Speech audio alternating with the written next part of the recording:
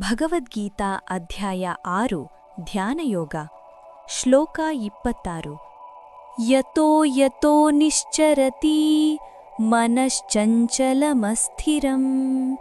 ತತಸ್ತತೋ ನಿಯಮ್ಯೈತದ್ ಆತ್ಮನ್ಯೇವ ವಶಂ ನಯೇತ್. ಕನ್ನಡ ಅನುವಾದ: ಚಂಚಲವಾಗಿರುವ ಈ ಅಸ್ಥಿರ ಮನಸ್ಸು ಯಾವ ದಿಕ್ಕಿಗೆ ಯಾವಾಗ ಓಡಿದರೂ ಅಲ್ಲಿ ಅಲ್ಲಿ ಅದನ್ನು ನಿಯಂತ್ರಿಸಿ ಮತ್ತೆ ಆತ್ಮದಲ್ಲಿಯೇ ನೆಲೆಗೊಳಿಸಬೇಕು.